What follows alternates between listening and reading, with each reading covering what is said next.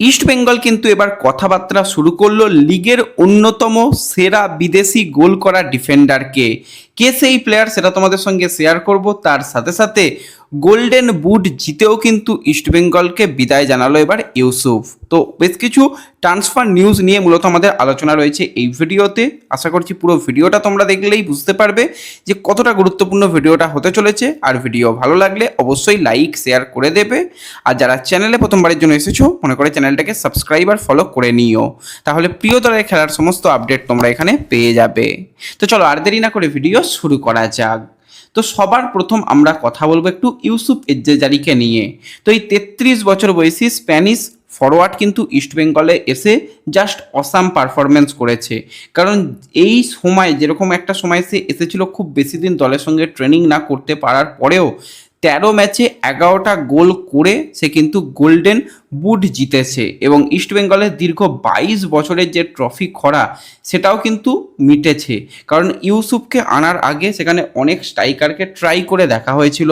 সিজনের প্রথমের দিকে ডিমি ছিল, তার সাথে আমরা দেখলাম হামিদ ছিল, তারা সেই রকম খুব বেশি যে ক্লিক করেছিল হলো না। তাদের পরবর্তীতে পরিবর্তন করে সেখানে নিয়ে আসা হয়েছিল অ্যান্টনকে নিয়ে আসা হয়েছিল এবং পরবর্তী সময় আমরা দেখতে পেলাম ডিমি দল ছাড়লো এবং মরক্কোন সেন্টার ফরওয়ার্ড যে ছিল সেও দল ছাড়লো। সেই জায়গায় হিরোসি ইবুসুকি ছিল, হিরোসি ইবুসুকিও দল ছাড়লো। তো সব শেষে এই ইউসুফ এবং অ্যান্টনকে দিয়ে একদম আইএসএলের প্রথম থেকেই কিন্তু ইউসুফ তার পারফরমেন্স করেছে। হ্যাঁ, বলবে অনেকে যে ওই তো পেনাল্টি থেকে অতগুলো গোল করেছে। ভাই, একটা প্লেয়ার পেনাল্টিতে যদি সে 5টা চান্স পাচ্ছে 5টাই গোল করছে, এটা একটা বিরাট বড় ক্রেডিট দিতে হবে। কারণ লিও মেসিকেও আমরা দেখছি ওয়ার্ল্ড কাপের মতন জায়গায় গিয়ে অত বড় মানের প্লেয়ার সেখানে পেনাল্টি মিস করছে, সেখানে ইউসুফ এজেজারি 100% পেনাল্টিতে প্রত্যেকটাতে গোল করেছে। এটাও একটা ক্রেডিট দিতে হবে। তার সাথে সাথে গুরুত্বপূর্ণ সময় দলকে গোল করে আরও এগিয়ে দিয়েছে এবং এই বছরে লিগ যে ইস্টবেঙ্গল চ্যাম্পিয়ন হলো সেখানে কিন্তু ইস্টবেঙ্গল গোল ডিফারেন্সেই চ্যাম্পিয়ন হয়েছে। মোহনবাগান ইস্টবেঙ্গল সম সংখ্যক পয়েন্ট থাকার সত্ত্বেও গোল ডিফারেন্স ইস্টবেঙ্গলের বেটার ছিল, সেই কারণে ইস্টবেঙ্গল চ্যাম্পিয়ন হয়েছে। তো প্লেয়ারটা কোথা থেকে গোল করছে সেটা বড় কথা নয়, প্লেয়ারটা গোলের মধ্যে ছিল। 13 ম্যাচে 11টা গোল, মানে একটা দারুণ। এটা যদি 24 ম্যাচে হতো তাহলে আরও অনেক বেশি আমরা তার কাছ থেকে গোল দেখতে পেতাম। তো ইউসুফের সঙ্গে অস্কার ব্রুজন থাকলে হয়তো তার সাথে চুক্তি বাড়ানো হতো, কিন্তু অস্কারের সিস্টেম আর এখানে কিন্তু আমরা জানি হাবাসের সিস্টেম অনেকটাই আলাদা। হাবাস কিন্তু বেশ কিছুটা কাউন্টার অ্যাটাকিং ফুটবল খেলাতে ভালোবাসে, অ্যাটাকিং মাইন্ডসেটের দুজনই কোচ হলেও কিন্তু খেলানোর দুজনের স্টাইল পুরোপুরি আলাদা। তো সেক্ষেত্রে কখনোই কিন্তু এই যে একটা তার যে প্যাটার্ন যেখানে সে খেলতো সেই প্যাটার্ন আর যেটা নতুন একটা টিম কম্বিনেশন গড়ে উঠছে সেখানে মিডফিল্ড অনেক বেশি শক্তিশালী রেখে তার সামনে যে সমস্ত প্লেয়ারদের খেলানো হবে সেখানে তাদের প্রয়োজন অনুযায়ী কিন্তু সেখানে হাবাস নিয়ে আসবে। সেই হাবাসের ফরমেশনে ফিট করছে না এবং ইউসুফ এজ্জেজারি তার স্যালারিটাও খুব যে বেশি ছিল সেরকমটাও নয়, ম্যানেজমেন্ট নতুন করে তার সাথে চুক্তি করছে না। বিদেশির বিভাগটা কিন্তু সম্পূর্ণ কোচের উপর ছেড়ে দেওয়া হয়েছে, কারণ বিদেশিরাই টুর্নামেন্ট জেতাবে।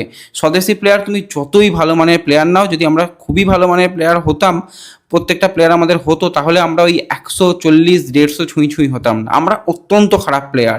তো যে সেখানে যদি ভালো মানের কিছু বিদেশি আসে সেটা ডেফিনেটলি ভালো হবে। এবং ইউসুফ এজেজারির নিজস্ব সোশ্যাল মিডিয়াতে সে কিন্তু বেশ আবেগঘন বার্তা দিয়েছে, কারণ যে পরিমাণ ইস্টবেঙ্গলের সমর্থকরা তাকে ভালোবাসা দিয়েছে, ম্যাচ শেষ হয়ে যাওয়ার পর তাকে কাঁধে তুলে মাঠের বাইরে নিয়ে যাওয়া এবং সেও কোথাও থেকে গিয়ে সেই ফ্যানেদের সঙ্গে একটা ইমোশনাল কানেকশান তৈরি হয়েছিল প্রথম থেকেই। তো সেটা ইউসুফ কিন্তু প্রচণ্ড পরিমাণে মিস করবে। সমর্থকদের ধন্যবাদ এবং এই রকম সমর্থন পেয়েছে, তার জীবনে কোনোদিন এত সমর্থন পায়নি। তার সাথে সাথে ম্যানেজমেন্ট, পুরো টিম মেম্বার এবং যারা ইস্টবেঙ্গলের দলে যুক্ত রয়েছে প্রত্যেকটা তার বন্ধু, তাদের সবার জন্য শুভকামনা জানিয়ে সে ইস্টবেঙ্গলের আরও সাফল্য চেয়ে সে কিন্তু ইস্টবেঙ্গল থেকে বিদায় নিচ্ছে। মানে খারাপ লাগছে, এটাই ফুটবল। একজন আসবে, পারফরমেন্স করবে, তারও বিদায় জানাতে হবে। তো এত ভালো পারফরমেন্স করে গোল্ডেন বুট জিতে সে বিদায় নিচ্ছে, তো তার ফিউচারের জন্য তাকেও অনেক অনেক শুভকামনা রইল। আশা করছি ইউসুফ আরও ভালো পারফরমেন্স করবে, সে যেখানেই খেলুক না কেন তার জন্য 100% আমাদের দিক থেকে ভালোবাসা থাকবে। তো থ্যাংক ইউ ইউসুফ এজেজারি, এটুকুই বললাম। তো ইউসুফ বাদে এবার যদি আমরা বাদ বাকি খবরাখবর নিয়ে কথা বলি, সেখানে সন্দেশ জিংহানকে নিয়ে নানান রকম বাজারে জল্পনা তৈরি হচ্ছে। কোনো কোনো জায়গায় দেখবে সকালবেলা সন্দেশকে নিয়ে এই বলছে, তারাই আবার বিকেলে এসে অন্য কথা বলছে।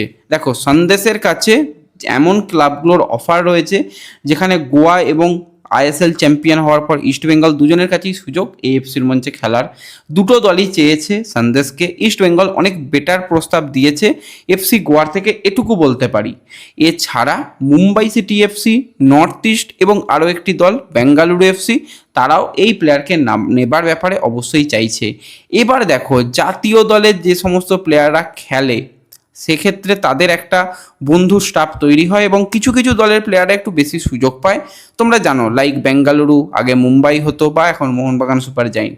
তো সেক্ষেত্রে সেই ব্যাপারগুলো একটা তার কাছে রয়েছে। এবার যেটা মেন ব্যাপার, তার বয়স বর্তমানে 32।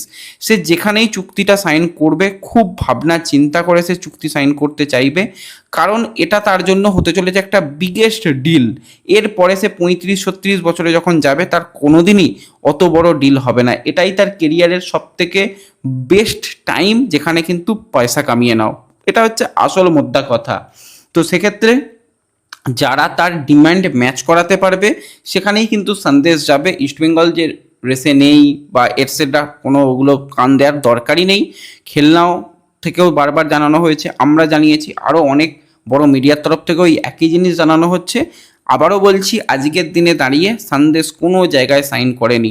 সে যদি গোয়াতেও থেকে যায় অবাক হওয়ার কিছু নেই, নর্থ ইস্ট বা মুম্বাই বা ইস্টবেঙ্গল বা বেঙ্গালুরুতে গেলেও অবাক হওয়ার কিছু জায়গা নেই। তো আমরা অপেক্ষা করব শেষ পর্যন্ত যে কি হয়। সবাই তো চাইবে যে বেস্ট প্লেয়ারকে তাদের দলে নিতে। তো শেষ পর্যন্ত যদি ইস্টবেঙ্গল ডিম্যান্ড ম্যাচ করাতে পারে তাহলে ইস্টবেঙ্গলে আসবে, যদি না পারে তো অনেক প্লেয়ারই তো হাতছাড়া হয়, সেরকম হাতছাড়া হয়ে যাবে।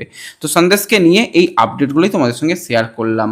এবার আমরা আমাদের তরফ থেকে সবার আগে তোমাদের এই নিউজটা দিয়েছিলাম যে এফসি গোয়ার গুরুত্বপূর্ণ বিদেশি ডিফেন্ডার পল মোরেনো সে এফসি গোয়াতে থাকবে না।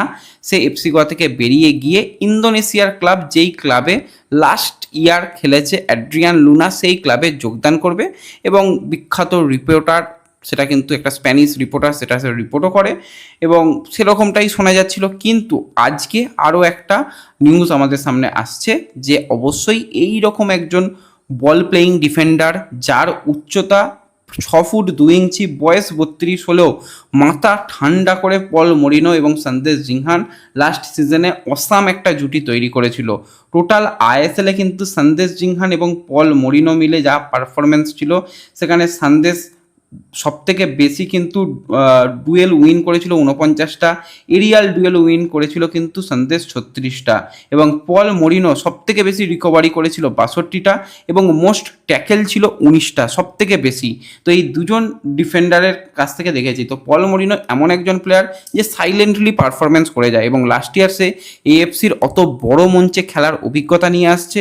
তো এই প্লেয়ারকে বিশেষত অবশ্যই এখানে অ্যান্তোনিও লোপেজ হাবাস তার যে পছন্দের বিদেশি তালিকাদের লিস্টের মধ্যে রেখেছে বলে শোনা যাচ্ছে, এবং তার সাথে ইনিশিয়াল কথাবার্তা শুরু হয়েছে। তার কাছে ইন্দোনেশিয়ার ক্লাবের অফার রয়েছে, তার কাছে স্প্যানিশ ক্লাবেরও অফার রয়েছে, কিন্তু আজকের দিন পর্যন্ত কোনো জায়গায় সে সাইন করেনি। যদি সবশেষে সে ইস্টবেঙ্গলে সই করে, অবাক হওয়ার মতন কিছু জায়গা নেই।